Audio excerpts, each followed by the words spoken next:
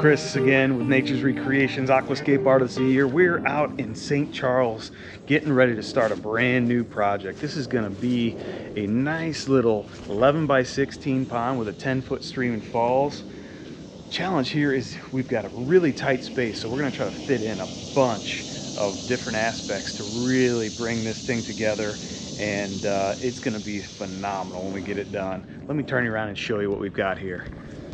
So here is where there's going to be an existing or a new patio. This is going to be a paver block patio that's put in, and we're going to have our pond cutting right up into it. So we're going to actually have a feeding stone right off of that, like we do a lot of times. The 11 by 16 pond is going right in this area here, and we're also going to be putting a little retaining wall here for a 10-foot stream and falls, because it's all flat here, but we want to get some elevation to really bring some sound into this space. So we're going to bring that up. We'll outcrop on both sides, but that waterfall is going to face the whole back of the house here. So the deck, this basement, that's a family room window up there, and we're really wanting to try to bounce sound, and it's going to reverberate off this big privacy fence and under this deck. So we're not really having to get too much height there, so it's going to be subtle,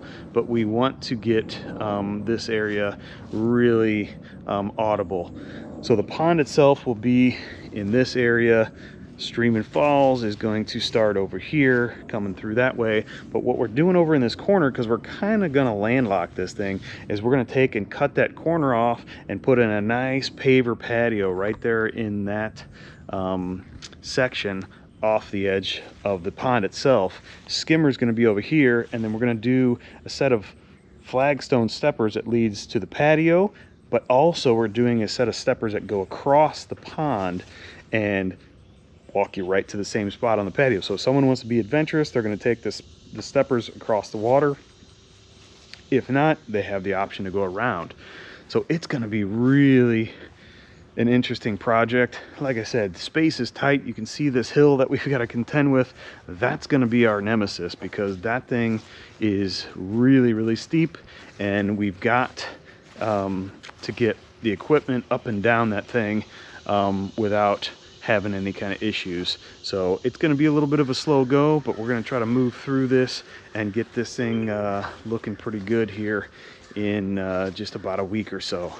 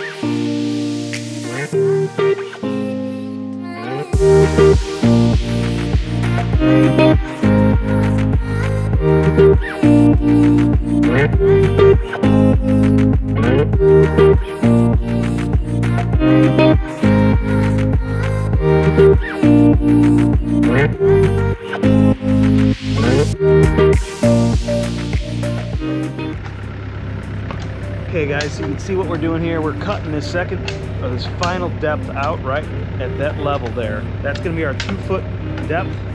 We've got an upper shelf over there, and we've opened this whole area up. We've got a really big, cool triangular stone that's going to set off right on the corner of that patio. Those flagstone are going right over the top where that gravel is. Feeding stones getting ready to get shaped up right in that pocket right there.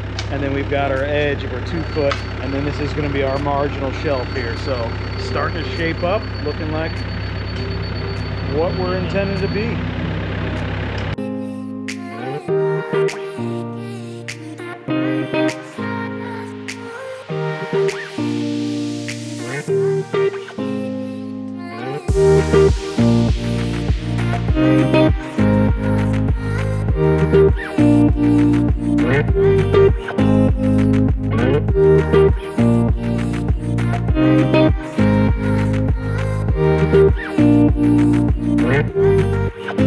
Okay,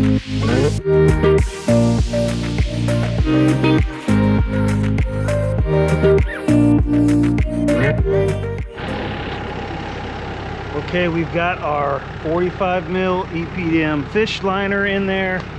We've got our heavy duty rock pad underneath, and then we put our regular thick rock pad or underlay on the top, and that's to protect all of that liner where we're going to set the stones. Also, we don't get the gravel going into any of the folds of the liner. So we're getting ready to start setting this big stone over here and some supports. This is going to be that big anchor stone that puts this patio into perspective right off the edge of this pond. So we're going to try to suck that back maybe a little bit depending on the space that we have. We'll play around with that. We might end up throwing some supports in and bringing it out a little farther, because we do have to get our crossing stones coming right across to meet up somewhere in that area. Feeding stones going in right there. We're moving along nicely.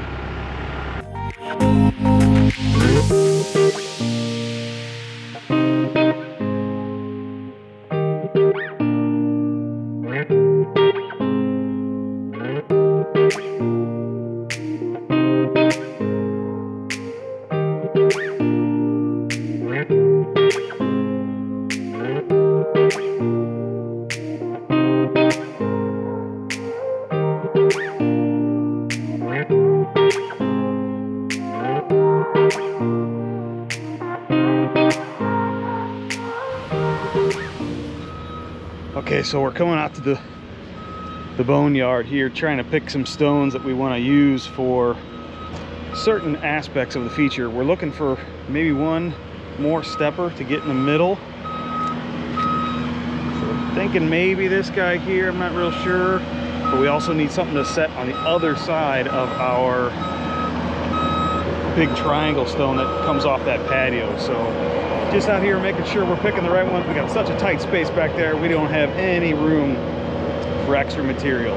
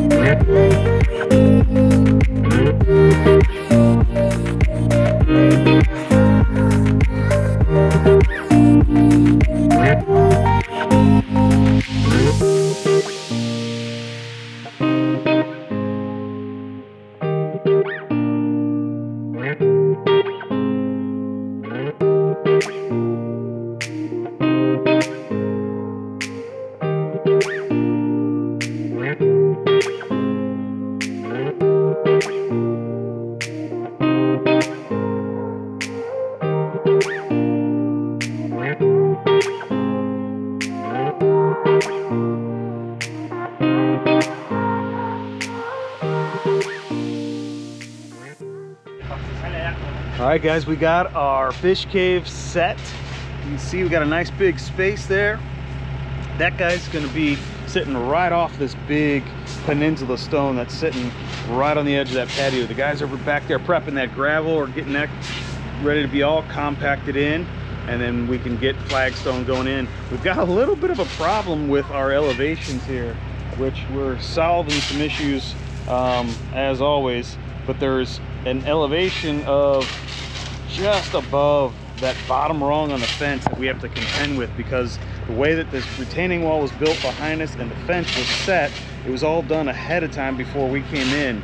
So we're having to actually put some of these cinder blocks as support stones right along that back edge so that we have our grade retained and we'll just set our flagstone right on top. Not a big deal, but it is going to make a little bit more work for us than what we anticipated, but that's kind of how things go. It's always changing things and fixing problems on the fly. We've got a big stepper here in the middle. We've got one more over there that we've got already placed, and then we're going to be setting another one over back there. So we're actually going to kind of get this little jog effect to keep the water moving back to the skimmer there where that's at. and then we'll be rocking in the rest of this. But man, we're gonna be moving pretty quick, so I gotta get back to it, and we are moving.